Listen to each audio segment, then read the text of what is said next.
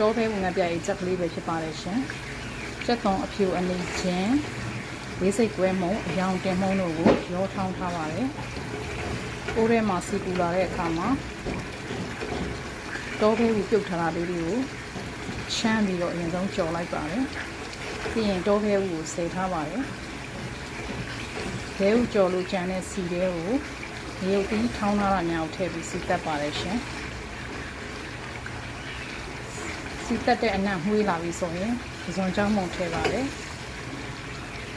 ငံပြရေးခါတိုင်းဟင်းဆက်တာတဲ့ပိုကဲပြီးတော့ထည့်ထားပါတယ်ရှင်ငံပြရေးချက်မို့လို့ပါငရုတ်တိထောင်းတဲ့အခါမှာကျွန်မကစပလင်လေးတစ်ချောင်းကိုပပလှီပြီးတော့ရောထောင်းထည့်ထားပါတယ်ရှင်နောက်ဆုံးငရုတ်တိစီမွေးတက်တာနဲ့မှွေးတက်လာပြီဆိုလို့ရှိရင်ကြော်ထားတဲ့တောဖဲလေးကိုထည့်ပြီးတော့မကြီးနှစ်ယူလဲထည့်လိုက်ပါတယ်ဒါဆိုရင်ငကြိုက်ကလေးကလည်းအနှစ်ကြာလာပြီစီလဲပြန်လာပါပြီရတာအပေါ့အနံဆင်ပြတယ်ဆိုလို့ရှိရင်ဦးချလို့ရပါပြီရှင်ငကြိုက်ချက်ဖြစ်တဲ့အတွက်ကြောင့်အရသာလေးလေးတင်နဲ့ချက်ထားပါတယ်ဒီခင်းနှစ်ကလေးရလည်းအရသာရှိအောင်လို့ဇွန်တောင်းများများလေးထည့်ချက်ထားပါတယ်ရှင်